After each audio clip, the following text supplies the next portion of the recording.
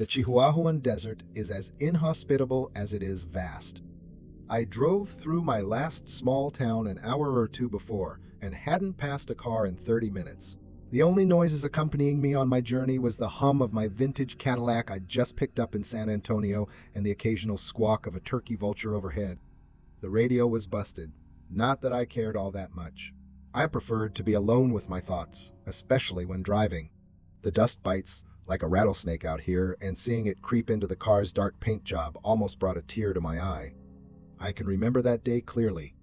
The sun was high in a cloudless sky and beating down relentlessly on everything below it. Beads of sweat dripped like a busted faucet down my brow, forcing me to squint. The barely paved road was desolate, and by this point in the day, it felt like I hadn't seen another car in hours. Or anything, for that matter. Even the cacti had petered out. Either side of me lay a landscape of orange and beige, dotted with dying shrubs and otherworldly rock formations. Very little called the cracked soil home. Scorpions, snakes, and insects bordering on alien. Buzzards fed on the hardiest of mammals who tried to stick it out. Whether it was a rabbit, a wolf, or a human being, they'd all be reduced to a scattering of bleach-white bones. Still, this patch of land had a road running through it for a reason, which I was reminded of when I saw a gas station up ahead. It began as a pinprick on the horizon, enlarging as I drew nearer. There was a certain haze to the building, an illusion of the heat. I left a trail of dust in my wave as I pulled into the mirage. Parking by the pumps, which had a no gas sign hanging about them, I swung my car door open and let my boots hit the sand. The heat struck immediately. It was oppressive and blistering, but bearable if you'd been raised in it. I straightened my spine with a crack and looked around. The building looked derelict. The windows covered in faded advertisements were cracked and stained and set into crumbling masonry. From further up the road, I saw that a small home had been tacked on behind the gas station. Surrounding the structure was a collection of a dozen or so cars, rusted and ruined. Accompanying them was discarded furniture, anything from a rotting wooden closet to an old washing machine. The place was a dump, and the makeshift animal bone decor dangling from every overhang only made it more repulsive. Then again, it wasn't like I had a choice of where to stop off. I gritted my teeth, passed under the bison skull above the entrance, and stepped inside. The counter was unmanned and the store was barren. I walked in and made my way between the shelves, each stacked with a handful of goods. A dozen cans of beans here, a few bottles of sauce there. An unplugged freezer was nestled in the far corner. It had an awful smell wafting from it. There was a rack to my right with a few unrecognizable brands of candy stocked on it. Looking closely, I realized the small black stains that covered the colorful packaging was in fact a colony of ants. I glanced down the aisle, taking it all in. My grandmother's pantry was more well-stocked than this place, and she's dead. "What can I do you for?" called a warm voice from behind me. I whirled around. There was a man standing behind the counter, his hands resting on the dusty wooden top. His skin was a sickly pale, punctuated by a deathly blue hue. He wore a yellowing vest, stained with oil and sweat. As I approached the store's dank checkout, I saw that he was wearing a tattered pair of jeans. He had a faded feed cap covering scraggly strands of gray hair. His face, like the rest of him, had been through the ringer. His eyes alternated between beady and bulging. His fat, hawkish nose was bent into the shape of a question mark, and he had fewer teeth than I could count on my fingers. He seemed to be proud of what blackened teeth he had left, though, as he grinned hideously. "I was wondering if you had a map I could take a look at," I said. "A map, huh?" Sure, he replied. "What kind?" "State map? Road map? Just one of the local area." "Please," I asked. Suddenly he yelled, shocking me into taking a step back.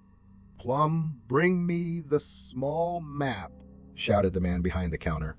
There was no response. For a second, we just looked at each other in silence.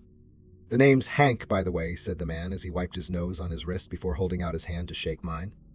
I returned the gesture reluctantly and told him my name. Not my real one, of course, but it was the polite thing to do. It was followed with more silence, as I awkwardly stood in front of him, trying to look anywhere but the growth under his eyelid. I felt a craving starting to build up in me and saw the rack of gum by the counter. Impressively, it was ant-free.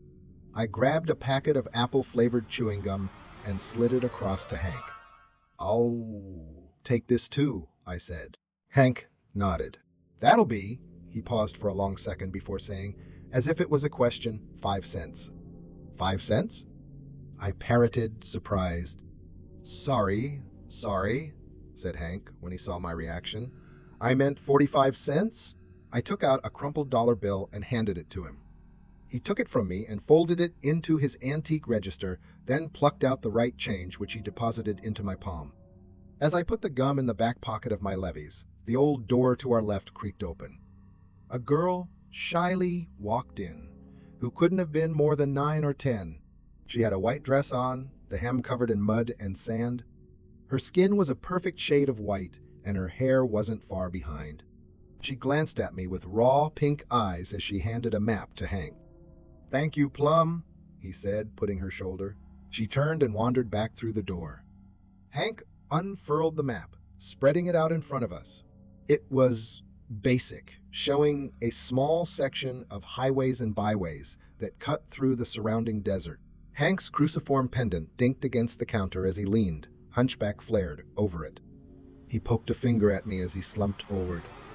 "Why are you heading by here anyhow?" he asked gruffly. "We don't get much folks a-coming through nowadays." "Business," I replied. When Hank realized that was all he was getting in the way of an answer, he relented and leaned back. I thanked him dryly and inspected the map closely. The first thing I noticed was a small red line drawn through one of the roads. In the far corner, a particularly desolate stretch of land was marked by a red pen scrawled in the shape of an X. I pressed my finger down on this spot of the map and looked at Hank. "What's that about?" I asked him in earnest. Suddenly, and furiously, he pounded his meaty fist down on the counter, causing the various jars and knickknacks laying across it to shake. Spittle flew from the corner of his cracked lips as he spoke. "Don't you fucking think about it, you Yankee fuck," roared the inbred. I took a cautious step back. "Hey, man, I was just asking," I yelled back. What followed was a quick and intense staring contest. Hank suddenly moved, as if he was about to come out from behind the counter. As soon as he did, I got out of there, kicking the decrepit front door open and almost off its rusted hinges. I trudged out, stirring up dust as I speed-walked back to my car. The little girl, Plum, was sitting on the ground across the gas pumps. An old umbrella was stabbed into the dirt in front of her, masking her in shade. She looked away from the dead rattlesnake she was playing with and watched me as I slammed the driver's side door shut. I pulled out as Hank walked hurriedly towards me. I began down the road and saw that he'd stopped in the middle of the tarmac behind me, a small cloud of sand swirling around him. "Careful, stranger," he screamed as I drove off. "It's egg-frying hot out there." I'm not fond of rural America. Sure, there's the occasional quaint mom and pop shop that offers a free slice of apple pie with every purchase, but they felt few and far between. It's a shame, I can remember thinking as I drove, that my job often led me out to the boondocks. Not that the cities were much better, but they never claimed otherwise. I've never heard of someone being shocked by a bad encounter in a place like Spartanburg. But out here, a certain plastic kindness is expected. Rarely, from my personal experiences, is it ever found. I was going to the Red X, an area where anyone passing through is told expressly not to go felt perfect, and I had commit Hank's map to memory. Once I was far enough away from that gas station, and sure he wasn't following me in the old pickup, I saw parked next to the building. I pulled up on the side of the road. I opened my glove compartment and took out my own folded road map of that state. I traced the marked roads, finding my location and working out my position in relation to Hank's small scope map. I found the spot, sans a few roads that I assumed were only known and used locally, and were just dirt tracks by any other name. Because of this, I reasoned, they didn't make the cut for any official land survey. After some pondering and pen chewing, I felt pretty certain that I'd located the supposed forbidden area and marked it in myself. I put the map down on the passenger seat and started to drive. Over the next few hours, I passed two cars. Both times, I held my breath as they went by, waiting for them to stop and for Hank's entire extended and heavily armed family to pile out. That didn't happen, obviously, and I was left alive long enough to enjoy the wonderful scenery. The further I went, the more the full, desolate landscape became populated with strange and awesome rock formations. They stood at odd angles, like the furniture arrangement of some biblical giant. Some sprawled like massive petrified fungi. Others stood slender and small near the roadside, tricking my tired mind into imagining a desperate hitchhiker. As the sun dipped below the orange horizon and a deep purple overtook the sky, these stationary travelers became more frequent. Some were geological features, others were cacti, but a few I could have sworn were neither. Without GPS or really any road signs to work off, my journey consisted mostly of guesswork. Still, I was relatively certain I was in the right spot as I veered off the barely paved road and into the desert, praying to God to protect my bumper. My headlights pervasively revealed my surroundings as I drove further, crushing small shrubs beneath my wheels. Finally, I decided I was secluded enough. I braked, parking my car next to a small clearing of earth with little vegetation. I let the car run, lighting up the area. I swung the door open and stood up for the first time in hours. My back cracked in places I never imagined could as I stretched. After limbering, I opened the back door and leaned in. Retrieving the shovel laid out under the seat, slammed the door shut again and walked to the back of the car. I popped the trunk and grimaced. The body had started to smell. It was to be expected, I can remember thinking, since it had hit 100F on the journey out here. With that in mind, I was surprised that she hadn't been baked in that small metal compartment. The body was a woman in her 40s, I reckoned, with dyed blonde hair and a poor dress sense. I wasn't sure why she was killed or why they needed her to disappear so fast, but then again, I never was. Not that it mattered. I grabbed her, making sure to lift with my legs as I heaved the encumbering weight from its resting place. I set it down in the dust with a puff of my chest and got to digging her grave. I'd been blessed with a patch of land free of hard-packed caliche. Instead, it was mostly loose topsoil and sand. This wasn't without an extra magnitude of difficulty, though.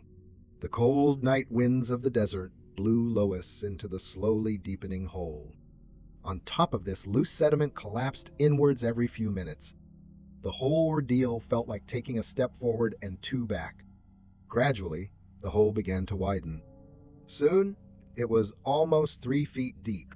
I thanked God for not placing a layer of volcanic rock right beneath where I stood during his creation of the earth. Once it was at an acceptable depth, I set the shovel down and began to drag the corpse toward it. It was cold, and stupidly, I hadn't brought a jacket with me. Doing so felt needless considering the midday weather. Shivering, I dumped the body unceremoniously in the small pit. Still in the fetal position, I started to cover it up with the dry dirt piled around the opening. Eventually, there was no evidence of her existence other than a small bump in the ground. Satisfied, I threw my trusty shovel in the trunk, not wanting to get soil all over the leather seats. I closed and locked it and walked around to the front of the car. I took a packet of cigarettes and a lighter from the glove compartment and lit one up. I started to amble around the car as I smoked. It really was a lovely part of the country. The moon was high in the sky now, and the rock formations were left as nothing but a silhouette, all depth and color lost.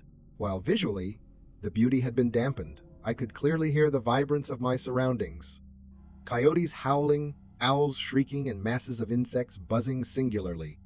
All of this was tied together by the dull moan of the wind, swirling up clouds of fine shale around me as I walked. I met it with my own clouds of tobacco smoke, but it was no contest. Getting lost in the strange elegance of the southwestern United States was as easy as getting lost there physically. I suddenly became conscious of my absent-minded wandering. I'd dropped my cigarette and killed it under my boot heel. The car was about 30 yards away, easily visible thanks to the blinding headlamps. As I started to walk towards it, a sudden stillness grasped the area. Listening out, I could hear, well, nothing apart from the low hum of the engine. Frowning, I kept making my way towards the car. I reached the driver's side door, yanked it open, and collapsed inside with a sigh.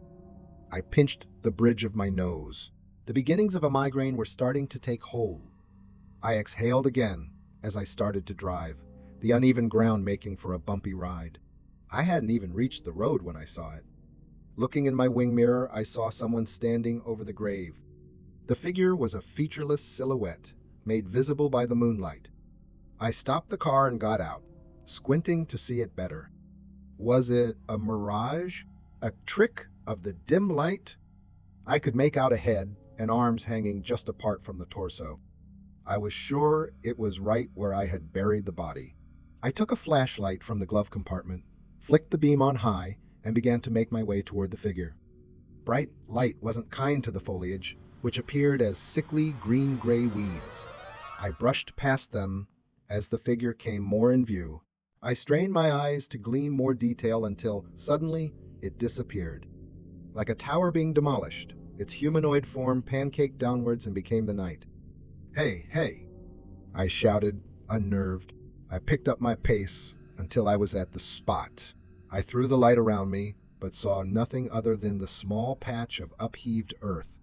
Once, I was sure no desert-dwelling hick had stumbled onto the burial site. I turned, constantly glancing over my shoulder, and walked back to the car. At this point, it was freezing. I could see my breath swirl in the air around me.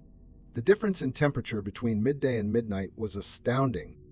I started to wonder if it was a punishment, the fact that my boss gave me a car with busted air conditioning for this job. I chuckled to myself, sending another cloud of freezing vapor out around me. My flashlight's beam finally cast itself over the Cadillac. There was someone sitting in the back seat. I froze, this time from fear rather than the harsh weather. Stood still, just a few feet away. The back of the person's head looked bleached and wrinkled. I realized the red band of fabric around it was a hat. Suddenly, the thought that it was Hank struck me. Fear mixed with anger, and I clutched the flashlight like a dagger, ready to use it as a weapon. I charged and swung open the back door. The inside was empty. I cursed and threw my light down onto the padded seats. I slammed the door shut and walked around the side, taking my place behind the wheel. I hit the gas and started barreling through the landscape, the car's suspension not easing the brutal terrain. I started to climb the small incline that led to the road. Finally, I swerved onto the paved path. Abruptly, the car stalled. Conked out, it moved slowly like a lame deer down the road. Suddenly, my car came to a final halt within the figure's touching distance. This time, I could clearly make him out. He was a man, tall and emaciated. His skin had been leathered by the harsh sun, and his hair was a tangled rope-like mess. The face of a coyote, skinned from the skull of the creature, dangled between the man's legs, acting as a loincloth. Other than that, and the crown of dried desert flowers across his brow, he was naked. A red dye had been applied to the upper part of his face, seeping from his hairline to down below his dark eyes, where only total blackness occupied. With an animalistic clamber, the man leapt from the asphalt and onto the hood. The car's engine gasped to life as the man positioned himself on the roof, taking a slender flint dagger from his loin strap and stabbing it into the windscreen. A crack spread like scary fingers reaching, and I knew a second attack would cave it in. I hit the gas for a second time, and my car began to surge down the road. There was a dull thud, and I saw in my wing mirror. I sighed, and vowing to never enter this state again, I drove off. If I had to guess, I'd say around 5 minutes passed, and I was doing 60 or so. That's when I heard it. A low pattering noise, almost drowned by the sound of the engine. It grew louder, and before I glanced in the mirror to confirm my position, I saw him. He was keeping pace with the car, running up to the driver's side window. I screamed and swerved the car, trying to knock him down. He simply dropped back a few yards before catching up again. It was an unnatural sprinting that put any athlete to shame, mixed with a predator's dash every time he dropped to all fours. Whenever I would hazard a glance back, he seemed to be in another stage of monstrous transmutation. His skin shifted and moved like a disturbed wasp, next was trapped beneath it. As his bones cracked and reformed, he began to lag behind. By the time it began to howl and scream with a dozen voices of man and beast, it was lost in the darkness behind me. I gripped the wheel like it was the only thing keeping me alive and kept driving. I had stopped looking behind me at this point, my vision locked onto the road in front of me. My panic started to ease off after a while of not hearing or seeing the thing. I realized how fast I was going and slowed down. A body rolled towards me. I slammed the brakes, but not before going over it with a crunch. I let out a strained gasp of defeat. Nursing my neck from the whiplash of the sudden halt, I put the car in reverse. Going over the body a second time, I moved back until it was laid bare in the light of the headlamp's beams. My suspicion was coldly confirmed. It was the body I'd buried an hour before. I put my head in my hands, wondering if I'd taken a wrong turn and ended up in hell. It sure had the landscape to match. I looked up and saw that the body was still there. It was definitely the same person. Although she now had an extra gloss of blood covering her, I could make out the mom jeans and luminous pink top. I sat still, gripping the wheel for some time, paralyzed by both fear and choice. I knew if I left her there, she'd be found by the next passersby. I couldn't bear thinking about what my boss would do to me if that body's face was suddenly on every news broadcast across the state. Even though I hadn't seen that thing that'd been tailing me in almost an hour, I couldn't shake the feeling that something was watching me from the darkness. All of my dread mixed together in my mind, clouding it and stopping me from thinking of the real question, where did the body come from? I made my decision. If this was some sort of trap, I'd make sure I could easily get back to the car. I took a deep breath and reached for the door handle. Leaving the car running, I opened it and brought a foot down on the blacktop. Nothing. I climbed out of the car, leaving the door wide open. I stood up and looked around me. Nothing. I opened the back door, leaned in and grabbed my flashlight. I flicked it on and closed the door behind me. I turned and made my way towards the body. Nothing. I reached it. It had been damaged by the car, sure, but was still practically in one piece. I took my shirt off, my heart pounding for the split second it covered my eyes. The cold air bit my skin, but I fought through it. I used my worn short as a winch of sorts, wrapping it in a knot around the body's two arms. I grabbed the other end and started to drag her back around my car. Nothing. I heaved the body into the trunk, slamming it shut behind it. With my left hand shaking uncontrollably, I got back in the driver's seat, put my jacket on, and began to move the car off the road and into the desert. I descended onto the rough soil with a thud and slowly meandered further out until the road disappeared behind me. Once I reached an area that I hoped no one would find, I cautiously got out again. The dust beneath my boots shifted as I walked. I took the shovel from the back seat and balanced it over my shoulder. Standing in front of the trunk, I set the shovel down and balanced my flashlight in my mouth. I reached down with both hands and heaved it up. The thing from earlier leapt out. At first, my brain didn't register what had happened. It wasn't until it had me on my back with its hands clutching my throat did I realize. The flashlight was still in my mouth, shining brightly into its painted face. Its eyes were pure white and murderous. The jaw was torn down further than human anatomy allows, and its skin looked like dried leaves, barely connected to the flesh.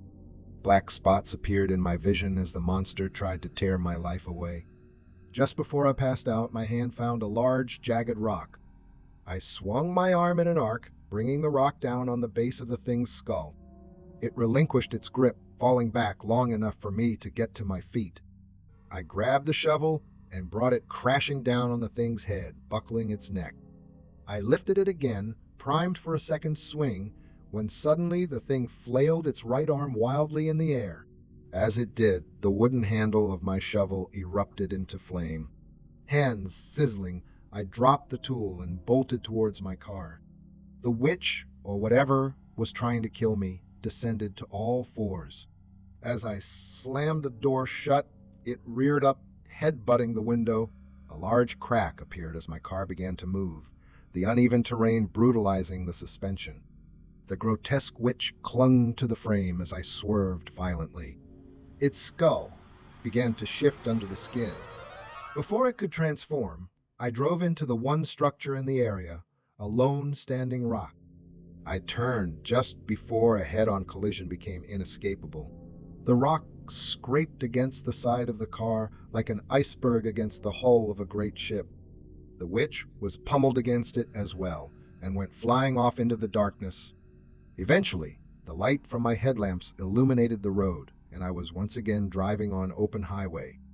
Not even for a second did I think I was safe, and my paranoia became wholly justified when I heard the now familiar pounding against the asphalt. A glance in my mirror confirmed that the wish was once again gaining on me. Its legs were bent like a jackal's, or rather, the bones were, with the flesh begrudgingly following the new form of their frame. The rest of its body remained humanoid, for now. I accelerated to several times above the speed limit. As the witch began to fade back into the darkness as I outpaced it, I heard a low hissing. Suddenly, the hatch to my glove compartment fell open. Dozens of writhing rattlesnakes poured out like liquid, filling the car's floor and darting between the pedals. More and more slithered from every opening in the now ruined Cadillac surrounding me. I started to, unwisely, beat my head against the steering wheel and scream. When I jerked back and looked around, the car was free of snakes once again. I realized that I hadn't been bitten and that my hands passed through the reptiles like vapor. I felt the cold hand of the witch clawing at my brain from within, attempting to induce whatever nightmare hallucination it so chooses. I shook my head violently, trying to free myself from it. When I opened my eyes, the warlock's face was pressed against the passenger side window. I accelerated again, leaving it, trying to catch up behind me. As I drove, the retro radio built into the wood veneered dash crackled and popped. From the static, a voice appeared, deep and chanting. It soon became audible over the engine's roar. It screamed out in a language I couldn't begin to fathom. The anti-melody continued, and as it did, my eyes began to water. Soon, it felt like hornets were stinging them, tiny needles pricking in and out a dozen times a second. The pain was unbearable, and the half-shattered mirror confirmed that I was now crying blood. I swerved erratically from lane to lane, even mounting the desert sporadically. My hand found the radio, and I punched it and kept pounding until my hand disappeared into the mess of wires. I withdrew my now bloodied, broken hand from the ruined stereo, and it went back to clutching the wheel as best it could. A giant, gangrenous coyote was now running by my car. As my vision returned and the pain, at least the pain in my eyes, subsided, I tried to make the beast out. I couldn't tell if it was another hallucination or the witch transformed. Either way, I knew I couldn't keep going forever. The Cadillac, which was physically near destruction, was also now running on fumes. I knew I couldn't keep going for long, and the merciful part of my brain prevented me from thinking of what would happen when I stopped. And that's when it happened. I almost didn't notice it, and when it registered, I didn't think it of any importance. There was a line running through the road where one era of paving began and another ended. I passed it with ease, but the beast, on the other hand, came to an abrupt halt like a car slamming into a brick wall. I left it in a cloud of dust, its howling coated with a distinctly human frustration. I drove in silence for a few minutes. Silence was welcomed with open arms. I had practically sunken into my leather seats and was driving on complete autopilot. My brain played a reel of memories, from the past few hours as it tried to tackle this incomprehensible scenario. It had no luck in doing so and eventually gave up. I started to slowly calm until a voice piped up behind me. "I warned you," said Hank. I looked into the mirror and saw him sitting in the seat directly behind mine. I paused for a while before answering. "Are you real?" I said in a broken voice, terrified the witch might still be chained to my mind. "I used to be," he replied somberly. He sighed and took his hat from his head, clutching it to his chest. I now saw what it was hiding. His scalp had been cut away, exposing the dome of his skull. A ring of scabbing tissue circled his head like a crown of thorns, a remnant from his trauma. "What are you?" I asked. "Trapped," he replied singularly. I looked back at the road ahead. A little stream was starting to rise from beneath the battered hood, but I decided to ignore it for now. "What was that thing?" I said, knowing he'd understand the question. "He's been out here as long as I have," said Hank, glancing out the window. I waited for more of an answer, but none came. A dull glow appeared on the horizon, which grew in intensity as we neared. Soon, it took the form of the gas station. "Drop me off here?" Hank asked, breaking a pattern of silence. I did as I was told, bringing the car to a stop just outside the pull-in. Hank opened the door and got out without thanking me. He walked around to where a young girl, Plum, was waiting for him. I noticed 2 arrows were now protruding from her abdomen. He took her hand and I watched as they both walked inside. By the grace of God, my car started moving again and I was away. It did, however, die shortly after the sun rose. I left the now burning hunk of metal in a ditch and walked a mile or so until a haulage truck passed. It stopped for me and I rode with him to El Paso. He was old, in his late 60s if I had to guess, and had a scruffy beard like an unwashed dog. I could see in his eyes that he did not know what lies beyond the veil. I have been on the run since that day, mainly from my employers. The body was disposed of safely, sure, but I never met with my handler and certain questions were raised after they found what was left of the car they had supplied. When I say on the run, I mean I've been living a quiet life in a small town in rural Oregon. I'm a permanent resident and handyman at the B&B of a sweet old lady who reminded me of the woman who raised me. For me, it really is a quiet life, as since that night I haven't been able to speak. I often stand in front of the mirror and try to talk to myself, but the words are lost at sea and never quite make it out from my mouth. Naturally, I've taken to writing and think it's finally time you all know my story.